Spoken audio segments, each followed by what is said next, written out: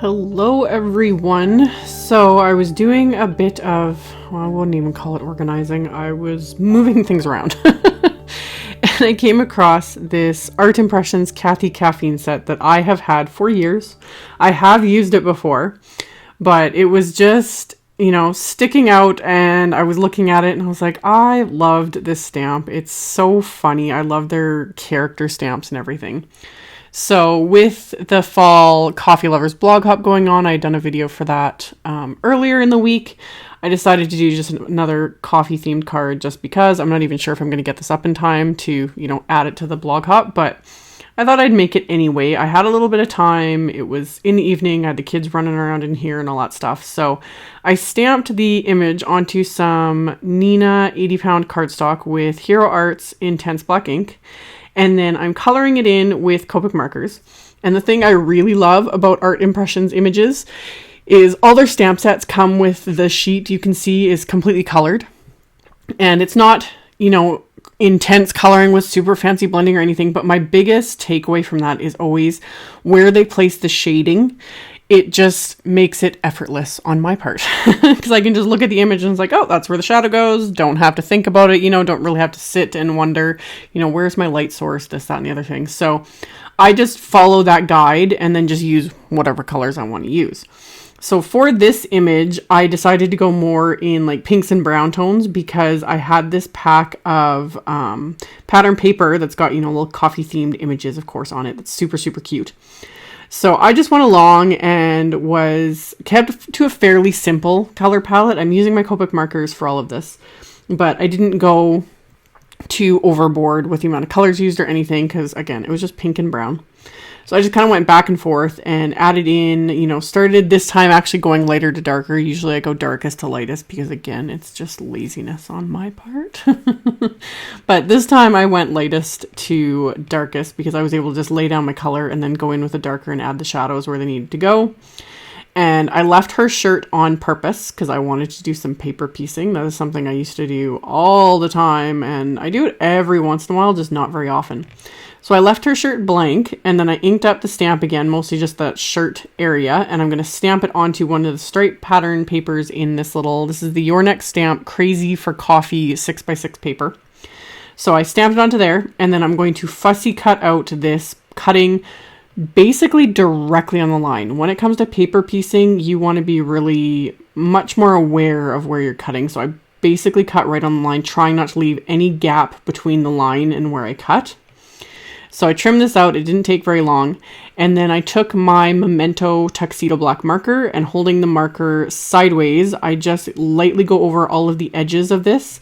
That covers that white edge that's exposed from cutting the paper, and it makes everything look seamless. So your cutting doesn't have to be exactly perfect if you do the little marker trick and cover up those little bits of edges. So I just lightly go over that. It only takes a few seconds to do that. And then I'm going to adhere this down. So I use more glue than I normally use just because I squeezed it too hard in the beginning there. But coated that with some adhesive.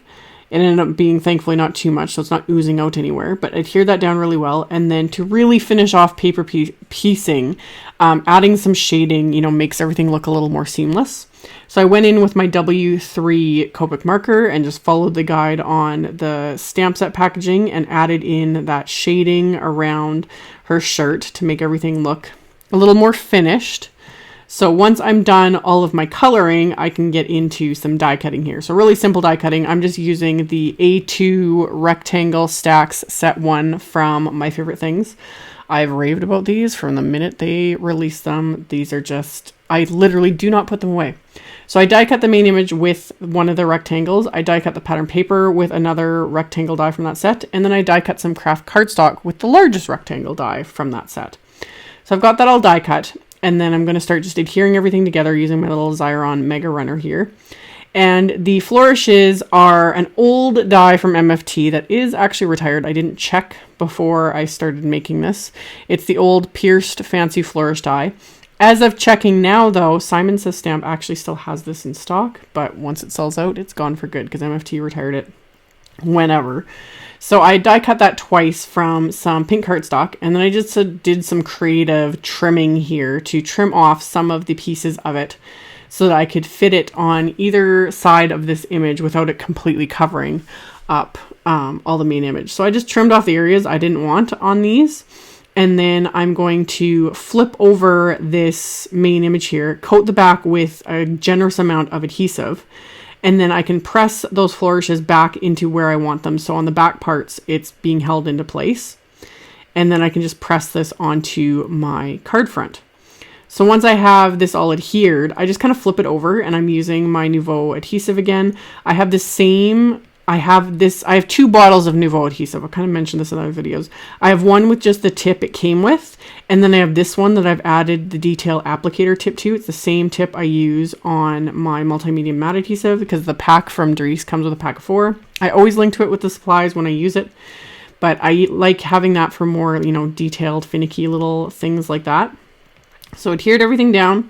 And then there's a pack of Your Next Stamp gumdrops that kind of match these coffee colors in their pattern papers. So I pulled those out and added those to my card front. And then my card base is some heavyweight white cardstock that I cut to 4 1/4 by 11 inches. I just cut an 8 1/2 by 11 sheet in half. So 4 1/4 by 11. So then I'm going to score it at 5 1/2 with my Teflon bone folder. So it's a top folding A2 sized card. And to finish off the inside of the card, I'm going to stamp the little sentiment that comes with the Cathy Caffeine set. And again, in hindsight, I should have stamped it more over to the right, because once I adhere the pattern paper, it kind of looks like the stamp is like stamped offset instead of centered. It'll make sense once I adhere the pattern paper. But like I said, I had my kids running around in here. It was a little bit crazy. So I was just trying to get this done. So I stamped the sentiment, but I should have stamped it like 1/2 inch over to the right, because then I added these little remaining strips of pattern paper that were left over from die cutting the pieces for the front. So I just added adhesive to those, stuck those onto the inside of the card. Then I'm going to flip this over and just trim off the pieces that are hanging over. So once I've got those trimmed off, I can adhere my card front to the card base with the same just Xyron adhesive. I just flip that over and added adhesive all around the perimeter and then to the center of my card. And then I'm going to line that up onto my card front, and you can see the largest die from that MFT A2 rectangle stack set 1 is just slightly smaller than A2 size. It's 4 1/8 by 5 3/8. So you still have a nice little border if you're putting it onto an A2 size card.